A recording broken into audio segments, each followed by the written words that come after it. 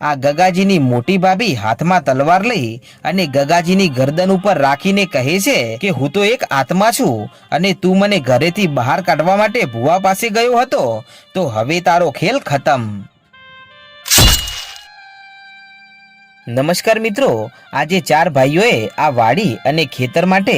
એમના નાના ભાઈ મેઘાને મારતા તો મારી દીધો, પણ એ નાના ભાઈનો આત્મા હવે ભટકતો હોય છે અને આ ચાર ભાઈઓને એકવાર જોઈ જાય છે ત્યારે સૌથી મોટા ભાઈની પત્નીના શરીરમાં આ મેઘાનો આત્મા પ્રવેશ કરી જાય છે અને પછી તો ગગાજીને ખૂબ માર્યા અને કહે છે કે તમને ચારેય ભાઈઓને હું છોડીશ નહીં અને તડપાવી અને મારી નાખીશ, અને આ વાત જો તમે કોઈને કહી છે ને તો તમને પણ જીવતા નહીં છોડું। અને માટે હવે તો આ ગગાજીના હોઠ પણ સિવાઈ ગયા છે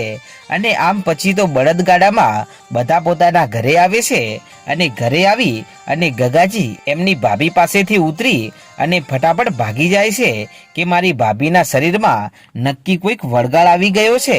અને એ મારા ભાઈઓને મારી નાખશે, પણ હું જો આ વાત મારા ત્રણ ભાઈઓને કરવા જઉં ને તો એ મને પણ મારી નાખશે, માટે હવે મારે શું કરવું અને મારા દુઃખની વાત હવે કોને કરવી। અને આમ ગગાજી વિચારમાં પડી ગયેલા છે અને એવા જ ટાણે ત્યાં એમના ત્રણ ભાઈઓ આવે છે અને કહે છે કે હે ભાઈ ગગાજી, આમ કયા વિચારમાં ખોવાઈ ગયા છો?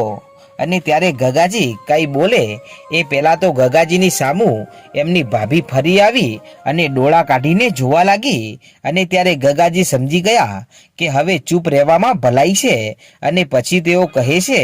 કે એ તો હું દૂરથી સફર કરીને આવ્યો છું ને એટલે મને થાક લાગ્યો છે, માટે મને આરામ કરવા દો, હું આરામ કરવા જાઉં છું। અને આમ આટલું કહી અને ગગાજી ત્યાંથી ચાલી નીકળે છે અને પછી મેઘો એની ભાભીના શરીરમાંથી બહાર નીકળે છે અને જુએ છે તો તેના ચારે ભાઈઓ અને તેની ચારે ભાભીઓ આરામથી ત્યાં રહે છે અને ત્યારે આ પ્રેત બનેલો મેઘો પોતાના જ ઘરની બહાર ઊભો છે અને ઊભો રડે છે કે મારા ભાઈઓએ મારી કેવી હાલત કરી નાખી છે અને આજે મારું આવું જીવન શું કામનું કે આપણે બીજાને તો જોઈ શકીએ છીએ પણ આપણને તો કોઈ જોઈ જ ના શકે। પણ હે મારા પાપી ભાઈઓ, આજની રાત તમારે જેટલો આરામ કરવો હોય એટલો કરી નાખો, કેમ કે કાલ સવારથી તમારી હાલત ખરાબ થવાની છે, કેમ કે તમારી સાથે બદલો લેવા માટે આ તમારો દુશ્મન મેઘો આવ્યો છે। અને આમ આટલું કહી અને અડધી રાત્રે આ મેઘો એના ભાઈઓએ બાંધેલી જે ભેંસો છે તેની પાસે જાય છે અને ત્યાંથી જે બળદો બાંધેલા છે ત્યાં જાય છે અને આ બધું જોઈ અને પોતે એકલો રડી રહ્યો છે કે મારા લાયક આ બધું રહ્યું નથી। અને આમ કરતા કરતા સવાર પડી અને ત્યારે વહેલી સવારે વરધાજી અને ગગાજીની પત્ની ઉઠે છે અને હાથમાં ડોલ લઈ અને બંને રોજની જેમ આજે વાડામાં પોતપોતાના ભેંસને દોહવા માટે જાય છે અને ત્યારે આ મેઘો ત્યાં ઊભો બધી ઘટના જોઈ રહ્યો છે કે ભલે તમે આટલા દિવસ દૂધડા પીધા હોય પણ તમારા દિવસો હવે ખતમ। આમ આટલું કહી અને આ તેની ભાભી જોડે મેઘો પહોંચે છે અને એટલામાં તો આ ભેંસના આંચળમાંથી દૂધની જગ્યાએ લોહીની શેરો ઉડવા લાગી અને ત્યારે આમ ડોલમાં જ્યારે લોહીને નીકળતું જોઈ વરદાજીની પત્નીએ તો જોરથી બૂમ પાડી અને ત્યારે એમની પાસે આ ગગાજીની બાઈ પહોંચી કે અરે બહેન શું થયું અને આમ રાડો કેમ પાડે છે? ત્યારે એ બાઈ પોતાના હાથમાં દૂધની ડોલ લઈ અને બતાવે છે કે જો બહેન, આજે તો દૂધની જગ્યાએ લોહી નીકળ્યું છે તો આવું શું કામ બન્યું હશે અને મારી ભેંસને કાંઈ થઈ તો નહીં ગયું હોય ને? અને ત્યારે આ ગગાજીની બાઈ બોલી કે અરે ગાંડી, એવું બધું કાંઈ ના હોય, આ તો તારો વહેમ છે અને એક કામ કર, તારે આજે તારી ભેંસને નથી દોહવી કેમ કે તેની તબિયત ખરાબ થઈ ગઈ છે અને તેને કંઈક ખાવામાં આવી ગયું છે, માટે આવતીકાલ સુધીમાં તો તેને સારું થઈ જશે અને ત્યાં સુધી હું મારી ભેંસને દોઈ નાખું છું અને આજે તું મારી ભેંસનું દૂધ લઈ જજે, બાકી આમાં ચિંતા કરવા જેવું કંઈ છે નહીં। અને આ બધું તો થયા કરે અને આમ આટલું કહી અને આ ગગાજીની પત્ની એમની ભેંસને દોવા માટે જાય છે અને ભેંસની સામું જોઈ અને દોવાનું ચાલુ કરી નાખ્યું છે અને એવા જ ટાણે આ મેઘો એ ભેંસની પાસે જાય છે અને આ બાઈની ભેંસના આંચળમાંથી પણ અચાનક લોહી નીકળવા લાગે છે અને ત્યારે શરૂઆતમાં તો આ લોહી ઉપર તેની નજર ના પડી અને ભેંસને દોહતા દોહતા જ્યારે ડોલમાં નજર પડીને એની સાથે તો તેને પણ જોરથી રાડ પાડી દીધી અને ત્યારે તેની રાડ સાંભળી અને પેલી વરધાજીની પત્ની દોડતી આવે છે અને આવીને કહે છે કે બહેન રાડો કેમ પાડી અને તને શું થયું? ત્યારે એણે પણ ડોલને બતાવતા કહે છે કે જો મારી ભેંસે પણ આજે દૂધ નહીં પરંતુ લોહી આપ્યું છે અને ત્યારે જુએ છે તો બંને વિચારમાં પડી ગયા કે આપણા બંનેની ભેંસો આમ એકી સાથે લોહી કેમ આપતી હશે અને આ ભેંસોને કોઈ રોગ તો નહીં થયો હોય ને? અને આમ વિચારી અને બંને ભાગતી ભાગતી પોતાના ઘરે આવે છે અને ઘરે આવી અને ચારે ભાઈઓને જગાડે છે અને કહે છે કે હે સ્વામી, જુઓ તો ખરા, આજે અમારી બંને ભેંસોએ દૂધની જગ્યાએ લોહી આપ્યું છે, તો આમાં કાંઈક તો ગડબડ છે, માટે તમે કંઈક કરો. અને ત્યારે આટલી વાત જ્યારે ગગાજીએ સાંભળીને ત્યારે તેઓ સમજી ગયા કે માનો કે ના માનો પણ આ કામ પેલા વળગાળનું જ છે અને આજે તો પહેલા જ દિવસથી અસર થવાની શરૂ થઈ ગઈ છે અને આજે તો ભેંસો દૂધની જગ્યાએ લોહી આપવા લાગી છે. પણ હજી તો કોણ જાણે કેવા કેવા દિવસો આવશે અને કેવી કેવી ઘટનાઓ બનશે આ અમારા ઘરમાં. પણ આ અમારા 3 ગાંડા ભાઈઓને કાંઈ ખબર કેમ નથી પડતી અને હું કાંઈ કહેવા જાઉં તો અનર્થ થઈ જાય એમ છે. પણ મિત્રો, ત્યારે આ બંને દૂધની ડોલોમાં જ્યારે લોહી ભાળ્યું ને ત્યારે તેમના સૌથી મોટા ભાઈ વરદાજી કહે છે કે અરે ગાંડીઓ, આમાં વધારે કાંઈ વિચારવા જેવું છે નહીં અને આ તો તમારી ભેંસોને તમે એવું કાંઈક ખવડાવી દીધું હશે તો એના કારણે આવું થયું છે, નહીતર બંને ભેંસો એકી સાથે થોડું આવું કરે અને બીમાર પડે ને તો કદાચ એકાદ પડે પણ બંને સાથે થોડી પડે. માટે તમે ચિંતા છોડો અને એ તો આપણે હાજર ન હતા ને તો કાલે ગામના કોઈક માણસે આ ભેંસોને એવું કંઈક ખવડાવી દીધું હશે તો આવું થયું હશે, પણ કાલ સુધીમાં તેમને ઠીક થઈ જશે. અને આમ એમને સમજાવે છે ત્યારે ગગાજી ફરી વિચાર કરે છે કે અરે ભાઈ, તું તો સાવ મૂર્ખનો સરદાર નીકળ્યો અને તને તો જરાય ખબર નથી પડતી કે આ બધું કુદરતી રીતે નથી થતું, પણ આ બધું આ પ્રેત આત્મા કરી રહ્યું છે, પણ તમે કેમ સમજતા નથી? અને હું જો કાંઈ કહેવા જઈશ ને તો મારા રામ રમી જશે, માટે હું તો કાંઈ કહેવાનો નથી અને હવે જે થવું હોય તે થાય. અને આમ પછી તો બધા પોતપોતાના કામમાં લાગી જાય છે અને ગગાજી આજે વાડીએ જવા માટે બળદગાડું શણગારી અને તૈયાર કરે છે અને બળદો ગાડા સાથે જોડે છે અને તેમની પત્નીને જઈને કહે છે કે હું વાડીએ જાઉં છું અને જ્યારે બપોર થાય ને ત્યારે બપોરનું ભાથું લઈ અને તું આવી જજે. કે ભલે સ્વામીનાથ, તમે નિરાતે જાઓ અને હું આવી જઈશ. અને આમ ગગાજી ગાડામાં બેસી અને જેવા બળદગાડાને હંકારવા ગયા ને ત્યાં તો સામે એમની નજરની સામે એમના મોટા ભાઈની પત્ની આવી ગઈ. ત્યારે એમની ભાભી આ ગગાજીને જોઈ અને મોટા મોટા ડોળા કાઢીને જોવા લાગી અને પછી તો તે એકલી કંઈક બબડી રહી છે.